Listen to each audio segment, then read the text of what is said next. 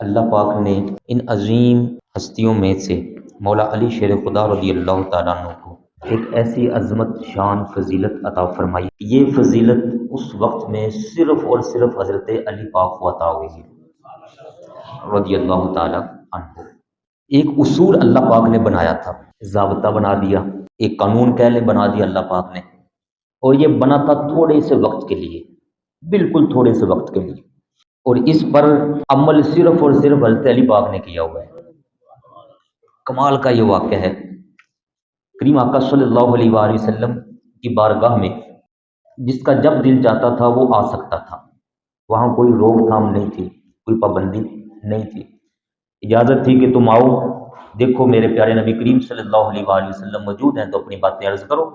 لیکن پھر ایسا ہونا شروع ہو گیا کہ جو آ کے اپنی بات چیت شروع کرتا تھا نا، وہ پھر ختم ہی نہ کرتا تھا. وہ یہ سمجھتا کہ یہ لمحے مجھے مل گئے تو بس میں ہی اس سعادت سے اپنے آپ کو خوش نصیب سمجھ کر حصہ حاصل کر لو. وہ پھر آدھا آدھا گھنٹہ ایک ایک بندہ ہی بیٹھا رہتا. اور آپ صلی اللہ علیہ وآلہ وسلم کی ذاتی اپنی عادت مبارکہ،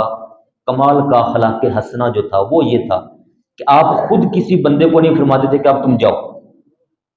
جب وہ خود جانا چاہتا تو چلا جاتا. آپ خود نہ ہی تو کسی سے اپنا منہ مبارک رخ مبارک پھیرتے، نہ ہی فرماتے کہ بھائی تم جاؤ اب میں مصروف ہوں میں بعد میں ملوں گا. یہ آپ کی عام عادت مبارکہ ایسی نہیں تھی. تو اللہ پاک نے یہ ان دنوں میں یہ ضابطہ بنایا کہ جو بندہ آتا ہے وہ بیٹھ جاتا ہے. پیچھے افراد کافی سارے ہوتے ہیں، ادھر ادھر افراد بیٹھے ہیں، وہ ایک ہی بندہ باتیں کیے جا رہا ہے. تو اللہ پاک نے یہ فرمایا کہ تم لوگوں کو چاہیے سمجھو کہ تم اس وقت بات کس سے کر رہے ہو. تمہیں پتہ بھی ہے کہ تم کس سے گفتگو میں اپنا وقت گزار رہے ہوتے ہو. تو فرمایا کہ تمہیں اب سے ایسا کرنا ہوگا کہ میرے نبی کریم علیہ الصلوۃ والسلام کے ساتھ بات چیت کرنے سے بھی پہلے صدقہ کر کے آؤ، صدقہ کر کے آؤ، خیرات کر کے آؤ. میں آپ کو یہ آیہ مبارکہ سناتا ہوں. یہ ہے سورہ المجادلہ، آیت کا نمبر ہے 12. فرمایا یا ایھا الذین آمنو، اے ایمان والو، اذا ناجیتم الرسول، جب کوئی بھی تم میں سے اپنی بات پیش کرنے کے لیے آئے رسول اکرم صلی اللہ علیہ وآلہ وسلم کی بارگاہ میں، فقدموا بین یدی نجواکم صدقہ، تو اپنی عرض گزار پیش کرنے سے پہلے صدقہ دے کے آیا کرے. تو صدقہ دے کے آئے گا، جو صدقہ دے کے آئے گا اس کو اجازت ملے گی بات کرنے کی، جو صدقہ دے کے نہیں آئے گا اس کو اجازت ہی نہیں ملے گی. اچھا، اب اس میں نا دو پہلو ہیں بات کے. ایک تو یہ کہ صدقہ دے کے آؤ، اور دوسری یہ بات کہ بات چیت کرنے سے پہلے ہی صدقہ دو. ہو سکتا ہے کہ بات کرتے ہوئے کوئی کمی ہو جائے، تم اس ادب کو بجا نہ لا سکو جو ادب میرے پیارے نبی کریم علیہ الصلوۃ والسلام کا لانا چاہیے. تو پہلے سے ہی کچھ نہ کچھ صدقہ دیا ہوگا تو تمہارا وہ صدقہ کفارہ کے طور پر میں قبول فرما لوں گا. مطلب کہ تمہارے اوپر کوئی گناہ نہیں جائے گا، کفارہ ہو جائے گا. پہلے سے یہ کام کر کے آؤ. دو مفہوم ہو گئے اس کے، ایک تو صدقہ دو، اور دوسرا بعد میں کوئی کمی ہو جائے تو اس کی طرف سے کفارہ کے طور پر ہو جائے گا. اب جب یہ حکم اترا کہ اے ایمان والو پہلے صدقہ دے کر آؤ، ابھی یہ آیت اتری، کریم آقا علیہ الصلوۃ والسلام نے بیان فرمائی. تو اس وقت ایک دینار موجود تھا حضرت علی پاک کے پاس. حضرت علی پاک اٹھے، باہر گئے، دیکھا کوئی مسکین یتیم جو صدقے کا حق رکھتا ہے، اس کو بلایا، فرمایا یہ پکڑو. اس کو دے کر واپس آئے، عرض کی حضور یا رسول اللہ صلی اللہ علیہ وسلم میں صدقہ دے آیا، میں صدقہ دے کے آیا ہوں، مہربانی فرما کے مجھے ٹائم دے. کریم آقا علیہ الصلوۃ والسلام نے فرمایا ٹھیک ہے، باقی سارے سائڈ پہ ہو جاؤ، حضرت علی پاک کو آنے دو. اب حضرت علی پاک نے بات چیت شروع کی اور ایک سوال عرض کیا، یا رسول اللہ صلی اللہ علیہ وسلم میرا یہ سوال ہے. اور اس ایک سوال کی تشریح وہ چنگی لمبی تھی. تو کریم آقا صلی اللہ علیہ وآلہ وسلم نے اس ایک سوال کو کھل کر بیان فرمایا. تو عرض کی حضور اگر اجازت ہو دوسرا بھی کروں؟ فرمایا کرو، تم تو صدقہ دے کے آئے بیٹھے ہو. ابھی تو اللہ پاک نے فرمایا جس نے بھی بات کرنی وہ صدقہ دے کے آئے گا تو اس کا نمبر لگ جائے گا. تو انہوں نے پھر دوسرا سوال عرض کیا اور اس کی بھی تشریح اچھی خاصی لمبی تھی. پھر جب اس کی وہ بات پوری ہوئی دوسرے سوال کی تو عرض کی حضور ایک اور بھی ہے وہ بھی کر لو. فرمایا علی پاک جب تک کوئی دوسرا آتا نہیں ہے تم کرتے رہو. تو اس طرح کرتے کرتے حضرت علی المرتضیٰ شیر خدا رضی اللہ تعالی عنہ نے 10 سوال کیے اور آپ صلی اللہ علیہ وآلہ وسلم نے چنگا کھل کر ان کا جواب دیا. تو صحابہ کرام نا آپس میں چیم گوئیاں کرنا شروع ہو گئے. وہ ایک ایسے بھی صحابی ان میں موجود تھے جو بالکل تھے ہی غریب، ضعیف تھے، غریب تھے، مسکین تھے، ان کے پاس دینار بھی کوئی نہیں، روپیہ بھی کوئی نہیں، درہم بھی کوئی نہیں. وہ آپس میں کہنے لگے کہ یار یہ کیسا حکم آیا ہے؟ تو یہ تو صرف وہی بات کر سکے گا جس کے پاس روپیہ ہوا کرے گا، دینار ہوں گے، درہم ہوں گے. تو میرے جیسے بندے تو پھر کبھی حضور پاک سے بات ہی نہیں کر سکیں گے. یہ بات تو واقعی ان کی مناسب تھی کہ یہ تو صرف وہی بات کر سکے گا نا جس کے پاس پیسے ہوں گے. تو ان کے ساتھ ایک دوسرا صحابی ملا، انہوں نے کہا یار پیسے تو میرے پاس بھی کوئی نہیں لیکن بات میں نے بھی کرنی ہے حضور علیہ الصلوۃ والسلام سے. اسی طرح کوئی تیسرا ان کے ساتھ ملا. تو ابھی حضرت علی پاک یہ سوال پوچھ ہی رہے تھے، ادھر سے صحابہ کرام جن کے پاس کچھ نہیں تھا وہ آپس میں باتیں کرنا شروع ہو گئے. تو اللہ پاک نے ان کی گفتگو کو بھی سنا، ان غریبوں کی. ظاہری طور پر غریب بولا جاتا ہے ورنہ میں اکثر یہ لفظ بولتا ہوں، آپ بھائی جانتے ہیں کہ صحابہ کرام سے امیر، صحابہ کرام سے بڑی دولت والا کائنات میں کوئی نہیں ہے، ان سے زیادہ امیر کوئی نہیں ہے کائنات میں. ان کے ایک دیدار جو ایمان کی حالت میں ہوا ہے نا حضور علیہ الصلوۃ والسلام کا، اس ایک دیدار پر کائنات کی ساری دولتیں قربان کی جا سکتی ہیں اور اس کی برابری نہیں ہو سکتی. میں نے آپ کو وہ حدیث پاک بھی سنائی تھی، حضور علیہ السلام نے فرمایا کہ میرے ایک صحابی کا ایک خیرات کیا ہوا ایک مٹھ تم پہاڑوں بھی کر لو تو پہاڑوں کی خیرات وہ میرے ایک صحابی کے ایک مٹھ کے برابر ہے. تو فرمایا کہ وہ اللہ پاک نے ان کی بات کو سنا جو ضعیف تھے، ظاہری طور پر غریب تھے. تو اسی ہی محفل کے دوران ابھی حضرت علی پاک ہی وہ بات چیت کر رہے تھے، اللہ پاک نے اسی آیت کا اگلا حصہ پھر نازل فرمایا. فرمایا اشفقتم ان تقدموا بین یدی نجواکم صدقات، تم ڈرنے لگ گئے، تمہیں ڈر لگا، ڈر رہے ہو اس بات سے کہ میرے حبیب علیہ الصلوۃ والسلام سے بات کرنے سے پہلے تمہیں ہر ایک کو صدقہ دینا پڑے گا، ڈر رہے ہو کہ بات کیسے کر سکیں گے. فَإِذْ لَمْ تَفْعَلُوا، فرمایا پھر سنو، جب تم میں سے ہر کوئی یہ عمل نہیں کر سکتا تو تاب اللہ علیکم، اللہ پاک نے تمہارے اوپر اپنی رحمت سے اس حکم کے متعلق رجوع فرما لیا ہے، یہ حکم واپس لے لیے. اب جو بھی آئے وہ آ کر اجازت لے اور آ کر بات چیت کرے. مفسرین محدثین لکھتے ہیں کہ یہ قرآن پاک کی آیت مبارکہ ایسی ہے جس پر عمل صرف اور صرف حضرت علی پاک نے کیا ہوا ہے. حضرت علی پاک کے علاوہ کوئی بھی اس آیت پر عمل نہیں کر سکا تھا. صدقہ دے کے آ کے بات چیت کرنے والا، بس وہ یہ تھوڑی دیر کے لیے حکم اترا، بات چیت جاری تھی، ادھر ان صحابہ نے باتیں کی، اللہ پاک نے فوری وہ حکم واپس لے کے یہ اگلا حکم دے دیا. فرمایا کہ ٹھیک ہے اگر نہیں کر سکتے ہو تو آؤ ایسے ہی باتیں کر لیا کرو، تمہارے لیے میں نے اپنے اس حکم سے واپسی فرما لی ہے. یہ ہے سورہ المجادلہ کی آیہ مبارکہ نمبر 12. لیکن اس کے اندر ایک اور چیز کا اشارہ ملتا ہے ہمیں، ایک چیز کا اشارہ مل رہا ہے، کیا؟ کہ جب بات کرنی ہو کسی عظیم شخصیت کی تو اس وقت اپنی زبانوں کو سنبھال کے بولنا چاہیے. یہ جو اللہ پاک نے کہا نا پہلے صدقہ دے کے آؤ، اگر کوئی کمزوری ہوئی تو تمہاری طرف سے وہ صدقہ دیا ہوا کفارہ بن جائے گا. اس کا مطلب ہے کہ جب بات کرنی ہو اللہ تبارک و تعالیٰ کی ذات اقدس کی تو پھر بھی اپنی زبانوں کو سنبھال کے بولیں. جب بات کرنی ہو پیارے نبی اکرم صلی اللہ علیہ وآلہ وسلم کی پھر بھی زبانوں کو کنٹرول میں رکھ کے بولیں. اسی طرح دیگر انبیاء علیہ الصلوۃ والسلام کی بات کرنی ہو، جب صحابہ کرام علیہ رضوان کی بات کرنی ہو، حضور علیہ الصلوۃ والسلام کی آل کی، پاک صحاب کی، پاک گھرانے کی بات کرنی ہو، حضور علیہ الصلوۃ والسلام کی پاک ازواج مطہرات کی بات کرنی ہو، حضور اکرم صلی اللہ علیہ وآلہ وسلم کی پاک بیٹیوں کی ہو، بیٹوں کی ہو، کیونکہ یہ عظیم ہستیاں ہیں کائنات کی. اس لیے جب ان کے متعلق کوئی بھی زبان بندہ بولنے لگے، الفاظ بولنے لگے تو پہلے 1000 بار سوچ لے کہیں میرے اس لفظ کے اندر کمی تو نہیں ہے، کہیں بے ادبی والا پہلو تو نہیں نکلے گا؟ اگر ایک ذرا سے جب لفظ وہ ہلکا لگ رہا ہے، کمزور لگ رہا ہے، تو فوری طور پر اس لفظ کو روک جائیں،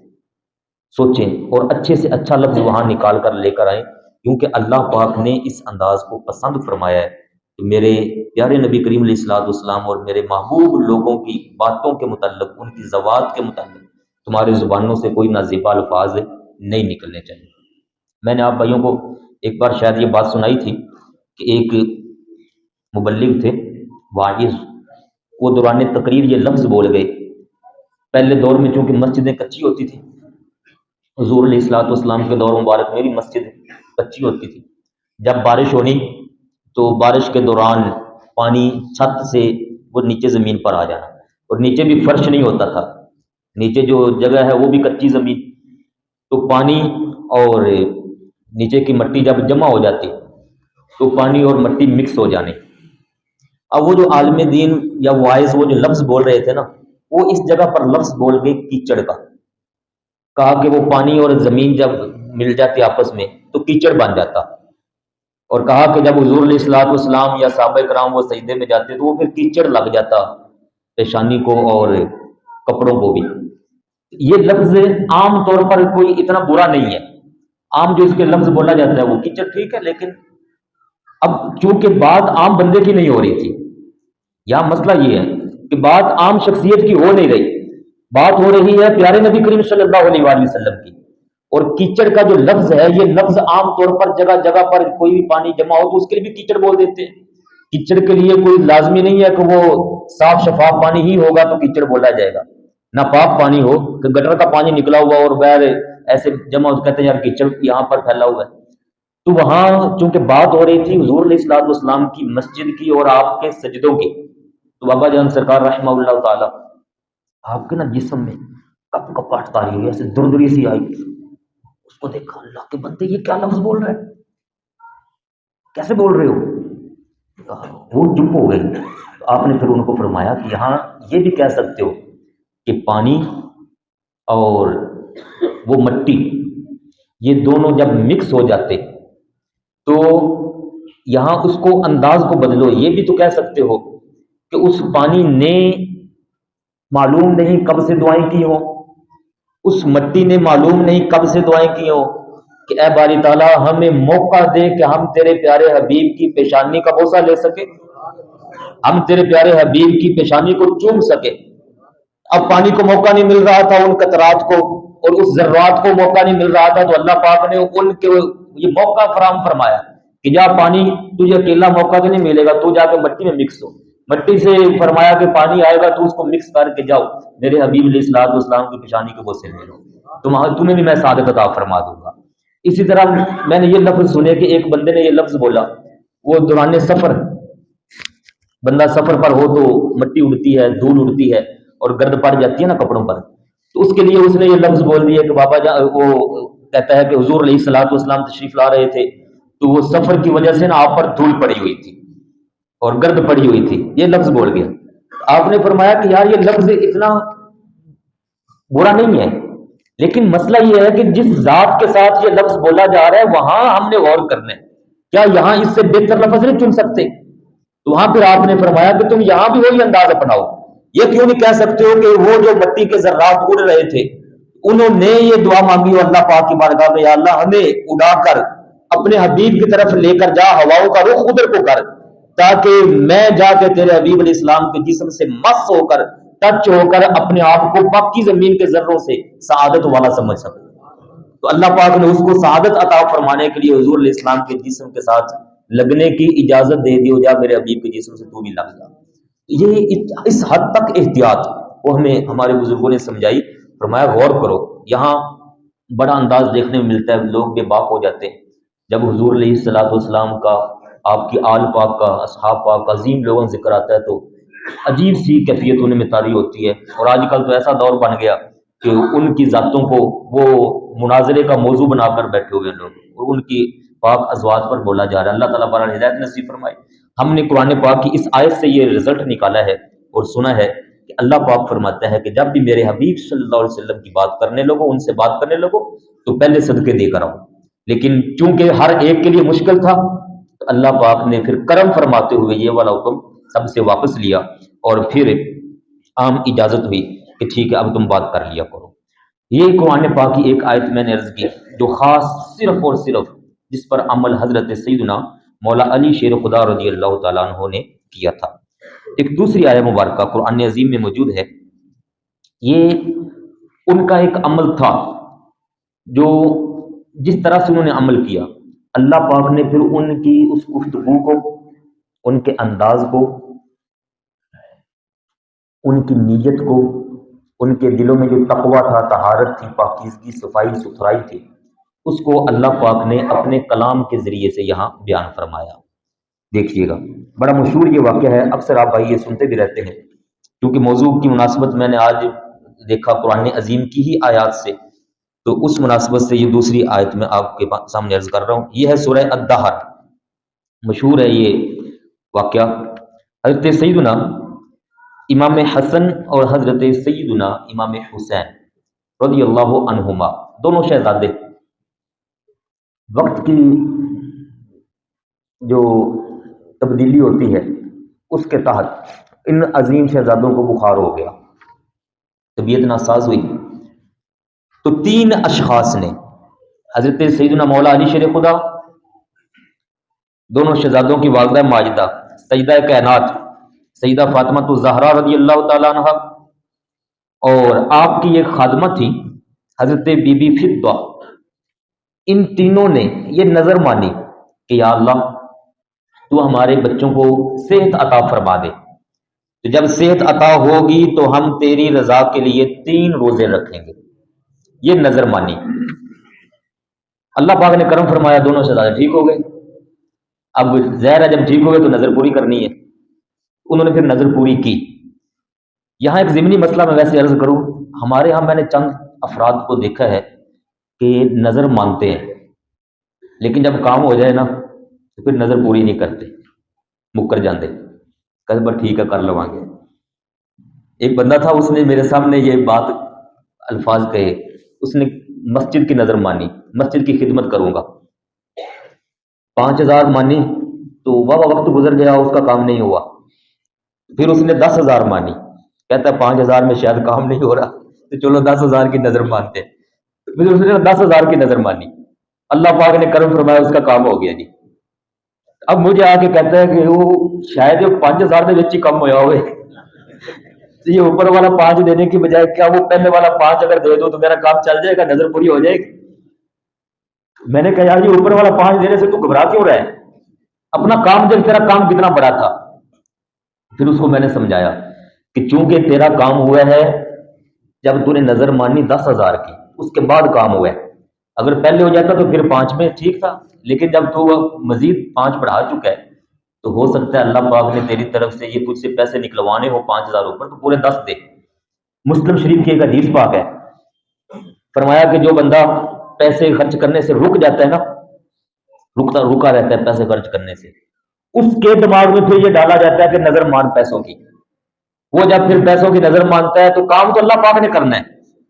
وہ جب نظر مان لیتا ہے تو اب ظاہر نظر مان کر اس کو پورا کرنا واجب ہو جاتا ہے، جب اچھے کام کی نظر مانی